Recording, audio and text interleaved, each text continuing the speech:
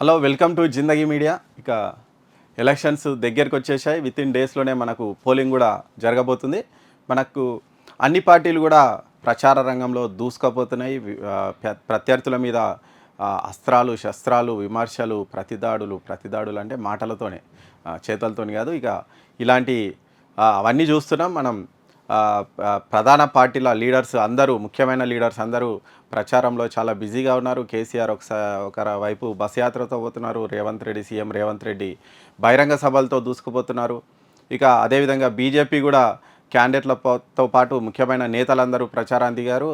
ప్రధాని కూడా ప్రచార రంగంలోకి, కథన రంగంలోకి దూకబోతున్నారు. ఇక అమిత్ షా వస్తున్నారు. ఇక మొత్తానికైతే ఈ లోక్సభ ఎలక్షన్లు తెలంగాణలో ఒక ప్రతిష్టాత్మకంగా మారాయి. అక్కడ బీఆర్ఎస్కు పోయిన వైభవాన్ని మళ్ళీ పొందడానికి, పునర్వైభవం కోసం బీఆర్ఎస్ ప్రయత్నిస్తుంటే, కాంగ్రెస్ ఉన్న వైభవాన్ని నిలబెట్టుకోవడానికి, ప్రత్యర్థులను ఇంకా తొక్కేయడానికి కాంగ్రెస్ పార్టీ చూస్తుంది. ఇక ఈ రెండు పార్టీల మధ్య బీజేపీ అండర్ డాగ్గా ఉన్నప్పటికీ బీజేపీ చాలా గట్టి నమ్మకంతో ఉంది. మోడీ మానియాతో పాటు ఈసారి ఖచ్చితంగా మెజార్టీ సీట్లలో మేమే గెలుస్తామన్న భరోసా, ధీమా వాళ్ళు వ్యక్తపరుస్తున్నారు. మొత్తానికైతే ఎలక్షన్ల రణరంగం ఇప్పుడు కీలక దశకు చేరుకుంది. ఈ నేపథ్యంలో అసలు ప్రధాన పార్టీల అభ్యర్థులు మనకున్నటువంటి లోక్సభ స్థానాల్లో ఎవరెవరున్నారు, అసలు వాళ్ళ బలాబలాలు ఏంటి, వాళ్ళ మైనస్లు ఏంటి అనేది చర్చించే ప్రయత్నం చేస్తుంది ఈ జిందగీ మీడియా. మనం ఒక్కొక్క నియోజకవర్గం వారీగా ఇప్పుడు ఎవరు బలంగా ఉన్నారు, ఏంటి వాళ్ళ బలహీనతలు ఏంటి, ప్లస్ ఏంటి, మైనస్ ఏంటి, అసలు నిజంగా ప్రజలేమనుకుంటున్నారు. నిన్న మేము కూడా కొంచెం గ్రౌండ్ వర్క్ చేసాం, గ్రౌండ్లో తిరిగాం. నిజంగా కాంగ్రెస్కు ఇప్పుడున్నటువంటి వేవ్ అంటే గత అసెంబ్లీ ఎన్నికల్లో గెలిచింది కాబట్టి ఇప్పుడు కూడా పార్లమెంట్లో కూడా గెలుస్తామని వాళ్ళు చాలా ధీమాతో ఉన్నారు. నిజంగా అక్కడ అలాంటి పరిస్థితి ఉందా, వాళ్ళు అమలు చేసినటువంటి గ్యారెంటీల మీద ప్రజలు ఏమనుకుంటున్నారు అనేది కూడా జిందగీ మీడియా తెలుసుకునే ప్రయత్నం చేసింది. దాంతోపాటు బీఆర్ఎస్ నిజంగానే ఈసారి మెజార్టీ సీట్లు గెలుస్తుందా, లేకపోతే అందరూ సర్వేలే చెప్పినట్టు 0, 1 లేకుంటే 2 సీట్లకే పరిమితం అవుతుందా అనేది కూడా మేము చూసాము. సరే, ఇప్పుడు ఈ సర్వేల మనం చెప్పుకోలేము, ఎందుకంటే ఈసీ సర్వేల మీద నిషేధం ఉంది. ఇప్పుడు ఎలక్షన్స్ పోలింగ్ ముగిసే వరకు, అన్ని దశల పోలింగ్ ముగిసే వరకు ఇక సర్వేలు చెప్పొద్దు. కాబట్టి మనం నిజంగా ప్రధాన పార్టీల బలాబలాలు ఏంటి, క్షేత్రస్థాయిలో ప్రధాన పార్టీలకు ఎదురవుతున్నటువంటి ఇబ్బందులు ఏంటి, ఎవరు ఎలాంటి ఇబ్బందులు ఎదుర్కొంటున్నారు అనేది చర్చించే ప్రయత్నం చేస్తుంది మన జిందగీ మీడియా. ఇక మనం ఒక్కొక్క లోక్సభ సెగ్మెంట్ వారీగా మనం ఇవి డిస్కస్ చేద్దాం. ప్రధాన పార్టీల అభ్యర్థులు ఎవరు, వాళ్ళ ప్లస్ ఏంటి, మైనస్ ఏంటి అనేది మనం డిస్కస్ చేసే ప్రయత్నం చేద్దాం.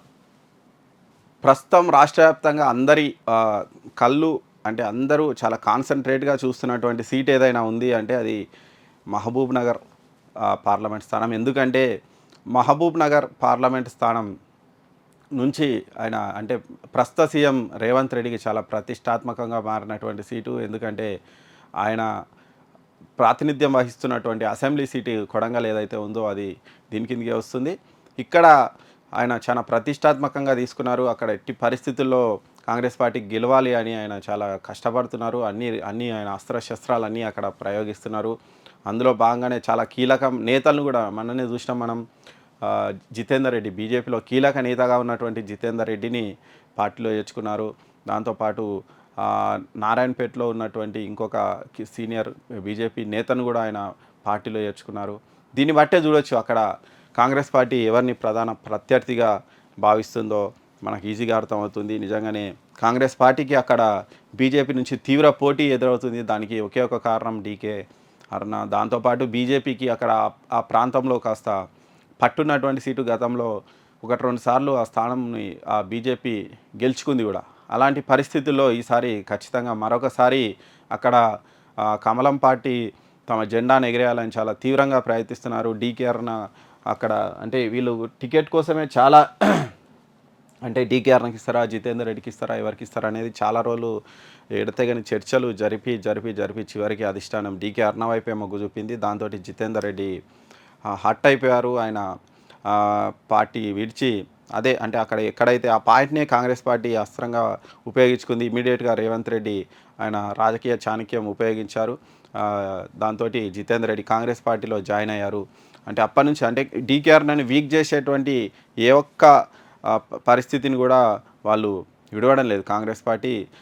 డీకే అరుణని ఎంత వీక్ చేస్తే ఆటోమేటిక్గా వంశీచంద్ర రెడ్డి గెలుపు అంత ఈజీ అవుతుందని రేవంత్ రెడ్డి ఆల్రెడీ ఒకసారి సభ పెట్టారు, మళ్ళీ ప్రచారంలో కూడా పాల్గొంటారు. ఇలా చాలా గట్టి దాని మీద ఫోకస్ అయితే పెట్టారు ఈ సీట్ మీద. ఇక అక్కడ ప్రజెంట్ అయితే నిజంగా పోటీ ఎవరెవరి మధ్య ఉంది అనేది ఒకసారి చూద్దాం. ఇక్కడ బీజేపీ పార్టీ నుంచి డీకే అరుణ పోటీ చేస్తున్నారు. నిజానికి డీకే అరుణ సొంత నియోజకవర్గం గద్వాలు. ఆ గద్వాలు నార్ కర్నూలు పార్లమెంట్ పరిధి కిందికి వస్తుంది. అక్కడ ఎస్సీ రిజర్వ్డ్ సీటు, దాంతో ఆమెకు అక్కడ పోటీ చేసే అవకాశం లేకుండా పోయింది.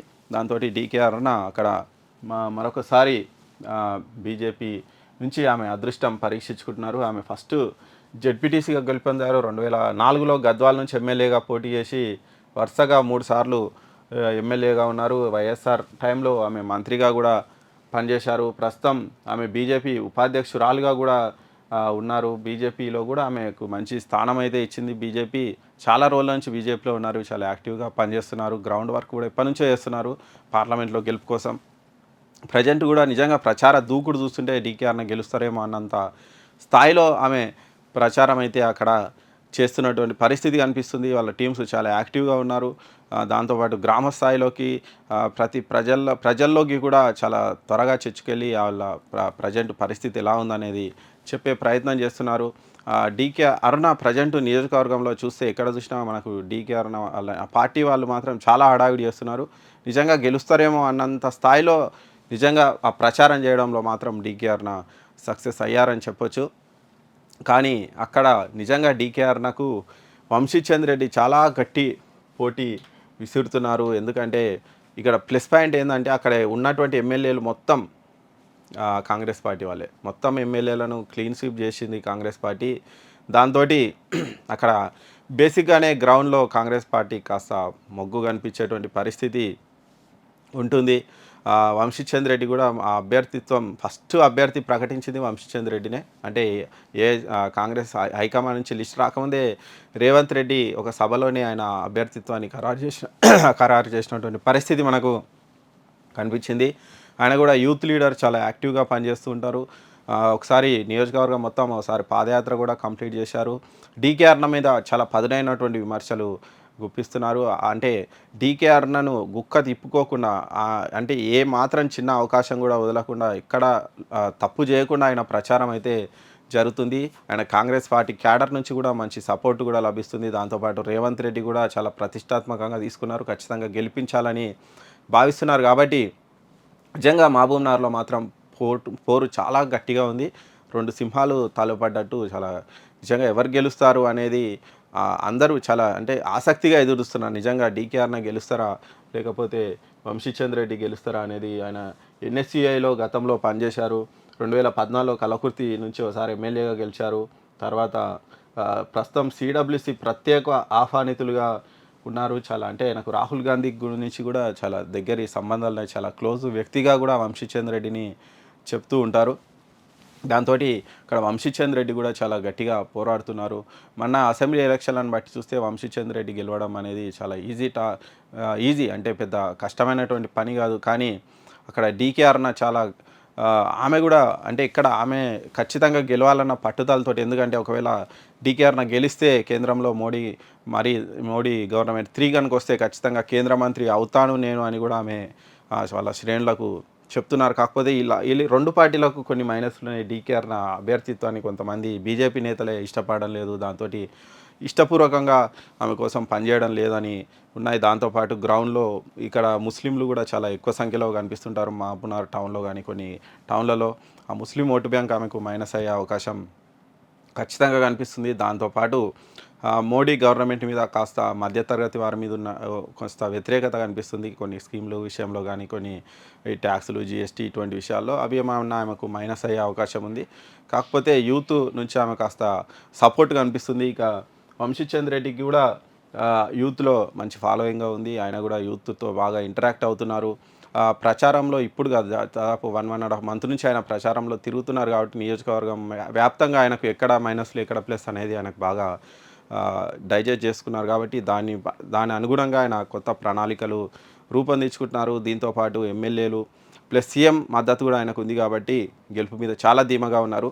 ఇట్లా ఈ రెండు పార్టీలు ఇంత గట్టిగా పోరాడుతుంటే నిజంగా గత ఎలక్షన్లలో ఎంపీగా గెలిచినటువంటి బీఆర్ఎస్ పార్టీ మాత్రం ప్రస్తుతం చాలా అదొక రకమైనటువంటి స్తబ్దమైనటువంటి వాతావరణంలో ఉంది.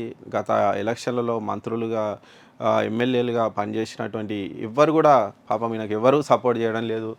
ఆయన మన్నే శ్రీనివాసరెడ్డి గత ఎలక్షన్లలో గెలిచారు. కాకపోతే ఆయనకు పెద్ద ఆయనకు మాట్లాడడం అంతగా రాదు, చాలా సైలెంట్గా ఉంటారు. ఆయన పని ఏదో ఆయన చేసుకునేటువంటి వ్యక్తిత్వం. నిజంగా ఈసారి ఆయనకు సీట్ ఇవ్వరేమో అనుకున్నారు, కానీ అక్కడ సీటు నుంచి పోటీ ఆయనకి ఎవ్వరు కూడా ముందుకు రాకపోసరికి ఈయన పోటీ తప్పనిసరి పరిస్థితిలో మళ్ళీ ఒకసారి ఈయనకే బీఆర్ఎస్ పార్టీ టికెట్ ఇచ్చింది.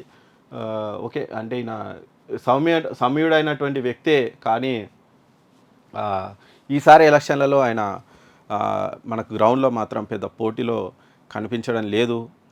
కాకపోతే ఆయన మళ్ళీ ఒకసారి బీఆర్ఎస్ లీడర్లను కలిసి మళ్ళీ వాళ్ళని యాక్టివేట్ చేయగలిగితే చెప్పలేమన్నట్టు. ఈ ఇద్దరి మధ్య పోటీలో ఈయన కూడా కాస్త మంచి ఓట్లు తెచ్చుకునే పరిస్థితి అయితే మనకు కనిపిస్తుంది. ఈయన సైలెంట్గా ఉండడం వల్ల ఈ బీఆర్ఎస్ ఓట్లు ఎటు పోతాయి అనే దాన్ని బట్టే వీళ్ళిద్దరి భవితవ్యం ఆధారపడి ఉంది. బీఆర్ఎస్ ఓట్లు ఎవరు ఎక్కువ సాధించుకోగలిగితే వాళ్ళు గెలిచే అవకాశం ఖచ్చితంగా కనిపిస్తుంది ఇక్కడ.